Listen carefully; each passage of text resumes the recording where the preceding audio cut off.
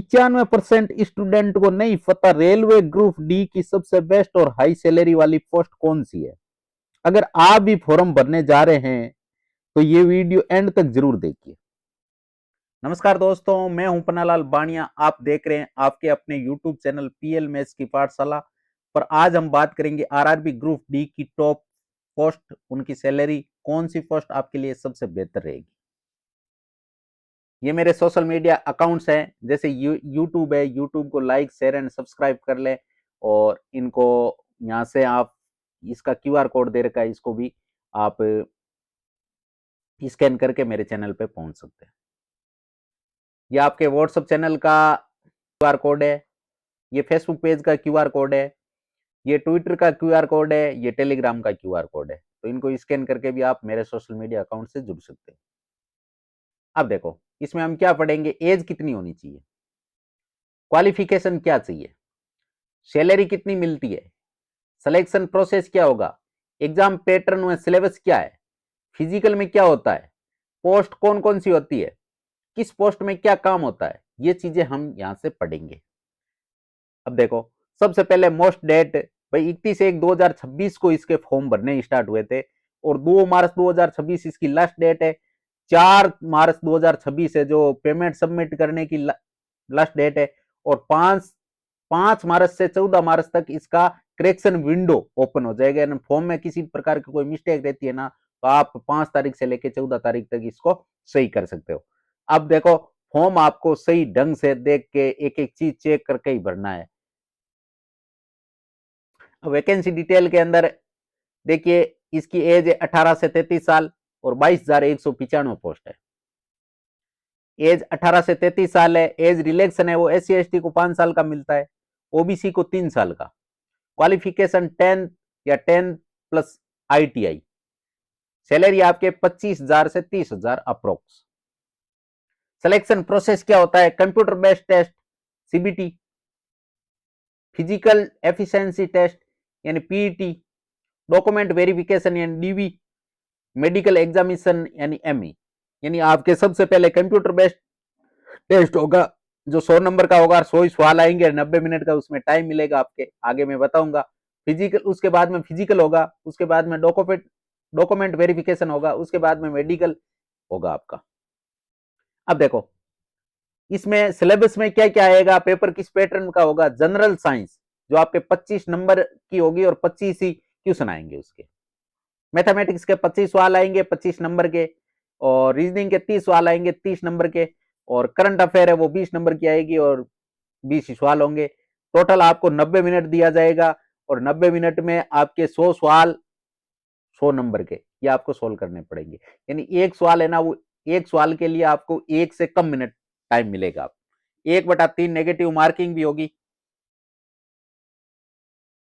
ये मैथ्स का सिलेबस, ये रीजनिंग का सिलेबस, ये जनरल साइंस का सिलेबस और ये आपके करंट अफेयर का सिलेबस। इनसे संबंधित करंट अफेयर में या जीके के आपका जीके का पोर्शन आता है, वो इससे संबंधित ये चैप्टर आएंगे, तो ये आप अच्छे से पढ़ लेना। और मैथमेटिक्स का सिलेबस है ना, वो आपको इस चैनल पे सारे टॉपिक मिल जाएंगे, तो चैनल को सब्सक्राइब भी कर लेना। अब देखो यहाँ से फिजिकल में क्या होता है, पुरुष अभ्यर्थी के लिए 35 किलो वजन, 35 किलोग्राम वजन को उठाकर 2 मिनट में आपको एक ही चांस मिलेगा, 100 मीटर तक ले जाने में सक्षम होना चाहिए। 35 किलो वजन 2 मिनट के अंदर 100 मीटर तक लेके जाने में सक्षम होना चाहिए। और 1000 मीटर की दौड़ है वो 4 मिनट 15 सेकेंड में कंप्लीट करनी, एक ही चांस मिलेगा। महिला अभ्यर्थियों के लिए महिला अभ्यर्थियों के लिए आपके वजन है वो 20 किलो है। 20 किलो वजन को 2 मिनट में आपको लेके जाना है, यानी टाइम वही है, वजन कम कर दिया, 15 किलो कम कर दिया। एक ही चांस मिलेगा, 100 मीटर तक लेके जाना है उसको। और 1000 मीटर की दौड़ होगी जो 5 मिनट और 40 सेकंड में पार करनी, एक ही चांस मिलेगा। अब देखो आरआरबी ग्रुप डी ये जोन है, इन जोनों के अंदर इस प्रकार की ये पोस्ट आ रखी है। 2025 की पोस्ट है, ये 2024 की पोस्ट है। अब कितना डिफरेंस आया वो चीजें बता रहा हूं इस स्लाइड में। देखो चंडीगढ़, ये नई दिल्ली, जिसके अंदर 2024 में 4,785 पोस्ट आई थी। इस बार 3,537 पोस्ट आई है, इस बार कम पोस्ट आई है, लेकिन घबराना नहीं, हमें तो एक ही पोस्ट चाहिए। उस टाइम यहाँ पे फॉर्म भरे गए थे 11,60,404, यानी कहने का मतलब एक सीट पे कंपटीशन रहा था 243 का। एक सिलेक्शन वो 243 छात्रों को पीछे छोड़ के अगर 244वां छात्र था ना, उसका सिलेक्शन हुआ था। इस टाइप से ये कहाँ का बताया, चंडीगढ़ का। इसी टाइप से सब जगह पे देखो पोस्ट कम हुई है, यहाँ 4,672, यहाँ 3,148, यहाँ पे 3,244, यहाँ 1,979, यहाँ 2694, यहाँ 1036, यहाँ 2,048, यहाँ 1,776। देखो यहाँ पे डिफरेंस कम आया, गुवाहाटी के अंदर डिफरेंस कम आया है। इसी टाइप से आप देखो यहाँ 2020 आई है, यहाँ 1183 आई है। इस टाइप से मतलब ये आपके 2024 की पोस्ट दे रखी है, ये आपके 2025 की पोस्ट दे रखी है। तो यहाँ से आप कंपेयर कर सकते हो कि भाई पिछले साल यानी 2024 में कितनी पोस्ट आई थी, अब कितनी पोस्ट आई है, और कितना कंपटीशन रहा था, और किस जोन में कितना कंपटीशन रहता है। तो लेकिन ये चीज कभी मैटर नहीं करती है कि पिछले के अनुसार ही आप 100% चलो, नहीं, कोई जरूरी नहीं है, क्योंकि कंपटीशन इस बार भी कम हो सकता है। जैसे मान लीजिए पिछली बार क्या हुआ, अब मानिए पिछली बार 137 सीटों पे अहमदाबाद में कंपटीशन रहा था।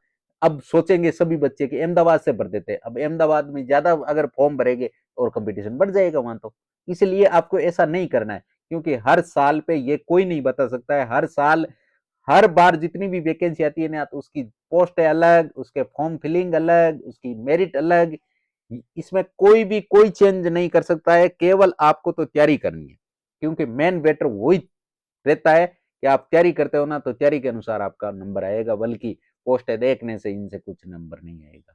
ये तो आपको एक बार देखना है, अपने दिमाग से बढ़िया सा जोन भरना है। और मैं तो यही कहता हूँ, जहां पे आप रहते हो, जैसे अपने अपन राजस्थान में तो 1433 पोस्ट उस टाइम आई थी, इस बार 974 आई है। अगर राजस्थानी हो तो आप इसी जोन से फॉर्म भर देना, क्योंकि फिर आप बोलोगे कि बाहर से अगर फॉर्म भरा तो आपको बाहर जाना भी पड़ेगा। अगर अजमेर से फॉर्म भरोगे तो आपकी ड्यूटी राजस्थान में आएगी। अब देखो डिपार्टमेंट वाइज पोस्ट क्या क्या होती है कि इसमें एक तो ट्रैफिक डिपार्टमेंट होता है, जिसमें पॉइंट्समैन की ट्रैफिक में होता है।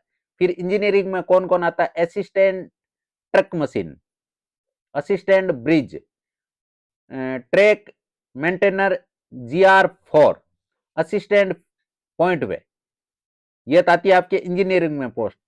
अब मैकेनिकल में असिस्टेंट CW का मतलब कैरियर वेज, असिस्टेंट लोकोसेड डीजल वाला, असिस्टेंट वर्कशॉप, ये आता है आपके मैकेनिकल में। अब आता है इलेक्ट्रिशियल में, कौन सा आता है, assistant TRD, assistant loco shed electrical, assistant operation electrical, और यहाँ पे आता है असिस्टेंट TLSC वर्कशॉप, और एक पोस्ट आती है ST की, असिस्टेंट ST।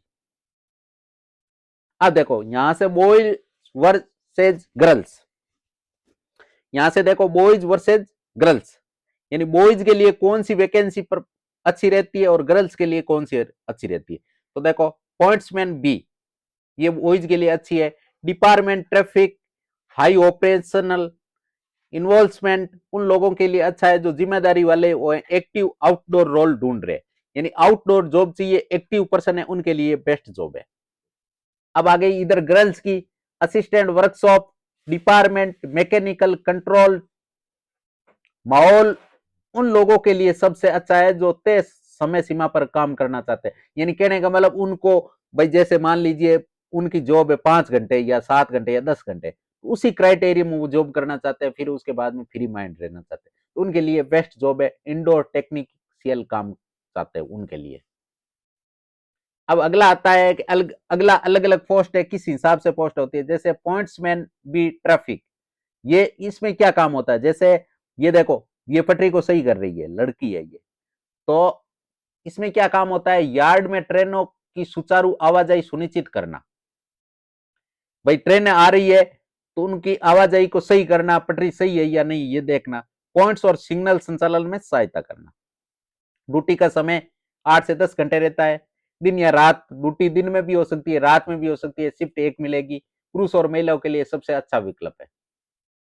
अगली है असिस्टेंट वर्कशॉप मैकेनिकल, जिसमें क्या कार्य रहता है, कोच और वैगन में रखरखाव की जिम्मेदारी, यानी ये वैगन है, इसकी जिम्मेदारी रहती है ट्रेन संचालन की सुरक्षा सुनिश्चित करने के लिए नियमित निरीक्षण, कोच और वैगन में क्षतिग्रस्त हिस्सों की मरम्मत का कार्य। यानी इसके अंदर किसी भी प्रकार की कोई मिस्टेक होती है ना, तो वो मिस्टेक इस पोस्ट के द्वारा देखी जाती है। ये पुरुष और महिला दोनों के लिए बेस्ट है। अगला है असिस्टेंट लोको शेड इलेक्ट्रिशियन, जिसमें कार्य होता है विद्युत इंजन में सर्किट का निरीक्षण करना। यानी इसके अंदर जो विद्युत का इंजन होता है ना, उसको देखना होता है, और ये पुरुषों के लिए होती है। थोड़ी डेंजर जॉब है, इसलिए महिलाओं के लिए जॉब नहीं है, पुरुषों के लिए। सब department diesel shed, electrician shed, ये इसी पोस्ट में आते हैं। अगली आ गई असिस्टेंट लोको शेड डीजल, जिसका कार्य क्या होता है डीजल इंजन का रखरखाव। पिछले में तो आपके उसमें उस जॉब से तो आप क्या कर सकते हो, इलेक्ट्रिशियन इंजन, इसमें आप डीजल वाले इंजन का रखरखाव कर सकते हो, के कार्य को संभालना, डीजल लोकोमोटिव्स की मरम्मत करना। इसके अंदर अगर डीजल वाले इंजन में किसी प्रकार कोई प्रॉब्लम आ गई, उसको सही करना। ये भी किसके लिए होती है, पुरुषों के लिए, क्योंकि पुरुष है ना वो थोड़ा हार्ड वर्क कर लेते हैं, इसलिए ये पुरुषों के लिए पोस्ट है। अगला आ गया असिस्टेंट लोको शेड डीजल, जिसके अंदर कार्य क्या रहता है, कैरेज और वैगन से संबंधित रखरखाव कार्य को संभालना, ट्रेन की सुरक्षा के लिए ब्रेक पावर प्रमाण पत्र जारी करना, अंडरग्रेज और वैगन में खराबियों की समस्याओं का निवारण करना। ये एक स्टेशन वर्क है। कहने का मतलब कोई सोच रहा है कि मेरे को तो प्लेटफॉर्म पे जॉब चाहिए, मुझे सिटी में जॉब चाहिए, तो उसके लिए ये बेस्ट है, क्योंकि स्टेशन में आपको काम मिलेगा। ये पुरुष और महिलाओं दोनों के लिए वैकेंसी है। अगली आ गई assistant TL and AC workshop. कार्य क्या रहता है, वर्कशॉप में विद्युत उपकरणों की जांच और मरम्मत करना। अगर किसी प्रकार की विद्युत से संबंधित कोई प्रॉब्लम आ रही है, जैसे ये एसी ठीक कर रहा है, ये देखो मीटर से चेक कर रहा है ना, वर्कशॉप में उपकरणों का उचित स्टोरेज रखरखाव का कार्य करना। पुरुष और महिलाओं दोनों के लिए शानदार वैकेंसी है। अगला आ गया assistant TL and AC workshop. ये ट्रेन में लाइट और एसी सिस्टम का निरीक्षण करना, यात्रियों की सुविधाओं के लिए ट्रेन के सभी उपकरणों का निरीक्षण करना। जितने भी ट्रेन में उपकरण लगे होते हैं, टीवी है, एसी है, जो भी मान लीजिए चीजें लगी होती है, उनकी जांच करना। ये पुरुषों के लिए है। सब डिपार्टमेंट, जनरल सर्विस और प्रोडक्शन यूनिट इसमें आते हैं। अगली आ गई पोस्ट आपके असिस्टेंट ऑपरेशन इलेक्ट्रिशियन, जिसमें कार्य क्या होता है, विद्युत की आपूर्ति को पूरा करना। यानी कहीं के अगर मान लीजिए कोई विद्युत की आपूर्ति अगर नहीं आ रही है बिजली, तो उसको सही करना। विद्युत पैनलों और तारों की स्थिति की जांच करना। इन विद्युत के जो पैनल लगे होते हैं, पोल लगे होते हैं, उनको देखना, कहां पे प्रॉब्लम है उसका सॉल्यूशन करना। जैसे ये ट्रेन के ऊपर चढ़े है ना, और ये जांच कर रहे हैं कि क्या दिक्कत है। स्टेशन पर बिजली आपूर्ति बनाए रखना, स्टेशन पर बिजली आ रही या नहीं आ रही उसकी जांच करना। ये केवल पुरुषों के लिए है। सब डिपार्टमेंट में जनरल सर्विस, प्रोडक्शन यूनिट और वर्कशॉप, इनकी ये पोस्ट है। अगला आ गया assistant track machine. Assistant track machine, जिसमें कार्य क्या होता है, मशीनों की मरम्मत और उपकरणों का रखरखाव करना होता है। उपकरणों को प्रभावशाली से बनाए रखना होता है। ट्रैक मशीनों का नियमित निरीक्षण और मरम्मत करनी होती है। इसके अंदर एक शिफ्ट में प्रतिदिन लगभग 8 से 12 घंटे काम होता है। प्रति सप्ताह एक छुट्टी भी मिलती है आपको, एक छुट्टी मिलती है सप्ताह में। पुरुषों के लिए सबसे अच्छा विकल्प है। उसके बाद में पोस्ट आ गई असिस्टेंट सिग्नल टेलीकॉम, जिसमें कार्य क्या रहता है, सिग्नल प्रदान करना, इंटरलॉकिंग सिस्टम के साथ काम करना, आपातकालीन स्थिति में सिग्नल सुधार का कार्य करना। पुरुष और महिलाओं दोनों के लिए बेस्ट जॉब है। सब department, production unit, single workshop, ये इसमें देखना होता है। उसके बाद में आ गया असिस्टेंट टीआरडी, जिसका कार्य क्या होता है, निर्माण और वेल्डिंग कार्य में सहायता। अगर ट्रेन में किसी प्रकार की कोई टूट फूट आ गई तो उसमें वेल्डिंग करना, ये कार्य असिस्टेंट टीआरडी का होता है। निर्माण सामग्री की गुणवत्ता सुनिश्चित करना, उपकरणों का निरीक्षण करना, ये चीजें आपके किसका काम होता है, असिस्टेंट टीआरडी का काम होता है। और ये पुरुषों के लिए बेस्ट जॉब है, यानी इस जॉब को पुरुष ही कर सकते हैं। ये ट्रैक मेंटेनर फोर्थ की जॉब है, जिसके अंदर कार्य होता है ट्रैक की देखभाल और मरम्मत का कार्य करना। ट्रैक यानी ट्रेन की पटरी है, उस पर कोई दिक्कत आई तो नहीं है, उसको सही करना। ट्रैक पर टूट फूट की समस्याओं की पहचान करना। ये फील्ड की जॉब है, यानी फील्ड में घूमना पड़ता है और पटरी को चेक करना पड़ता है, क्योंकि पटरी गांव में भी होती है, शहरों में भी होती है। एक शिफ्ट में प्रतिदिन 8 से 12 घंटे का काम होता है। उसके बाद में आ गई असिस्टेंट ब्रिज, पुल निर्माण की सामग्री व्यवस्था करना, सहायक पुल इंजीनियर क्षेत्रीय निरीक्षण भी कर सकते हैं। पुल का डिजाइन और मरम्मत कार्य में भी मदद करना है। पुल किस हिसाब से बनाना है, ट्रेन अगर निकल रही है तो उसके लिए पुल किस हिसाब से डिसाइड करना, वो काम किसका होता है, असिस्टेंट ब्रिज का होता है। ये भी एक फील्ड जॉब है। एक शिफ्ट में प्रतिदिन लगभग 8 घंटे काम करना होता है। पुरुषों के लिए अच्छा विकल्प है ये। अगली आ गई असिस्टेंट पॉइंट वे, जिसमें क्या कार्य होता है, ट्रैक की देखभाल और मरम्मत का कार्य करना। इसमें भी ट्रैक की देखभाल और मरम्मत का कार्य है। गिट्टी और ट्रैक गियर का रख रखाव करना। औजारों और उपकरणों का संचालन, यानी औजार कहाँ रहते हैं, औजारों का संचालन सही ढंग से औजार है या नहीं, अपने पास किस औजार की कमी है, तो वो सारी चीजें कौन देखता है, असिस्टेंट पॉइंट वे देखता है। पुरुष और महिलाओं दोनों के लिए बेस्ट जॉब है ये।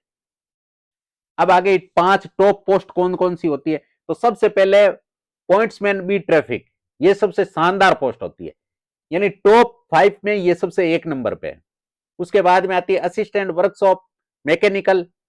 उसके बाद में आ गई असिस्टेंट लोकोसेड इलेक्ट्रिशियल। उसके बाद में आ गई असिस्टेंट लोकोसेड डीजल वाली। और उसके बाद में असिस्टेंट CW यानी कैरियर वेज। ये 5 टॉप वैकेंसी है, सॉरी ये 5 टॉप पोस्ट है।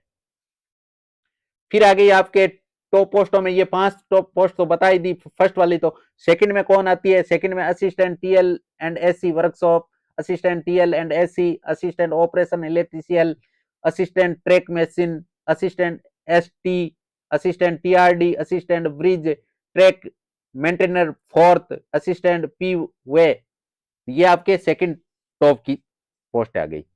हाई सैलरी, असिस्टेंट ब्रिज की सबसे ज्यादा सैलरी होती है, 2 नंबर पे सैलरी होती है असिस्टेंट TL/SC की, 3 नंबर पे सैलरी होती है असिस्टेंट ट्रैक मशीन की, 4 नंबर पे सैलरी होती है असिस्टेंट TRD की, और 5 नंबर पे सैलरी होती है असिस्टेंट वर्कशॉप की। यह हाई सैलरी का प्रेफरेंस है। इस अनुसार भी आप, मतलब कोई बोलता है कि मुझे तो सैलरी ज्यादा चाहिए, तो जिसको सैलरी ज्यादा चाहिए वो असिस्टेंट ब्रिज का फॉर्म भर देना, जिसको सबसे ज्यादा सैलरी मिलेगी। हाँ, तो अब तक यहाँ तक पहुंच गए तो आप मेरे चैनल को लाइक शेयर एंड सब्सक्राइब कर देना। ये सोशल मीडिया अकाउंट्स है। मिलते हैं अगले वीडियो में एक और इंपॉर्टेंट रेलवे अपडेट के साथ। तब तक मेहनत करते रहिए, फोकस बनाए रखिए। जय हिंद, जय भारत।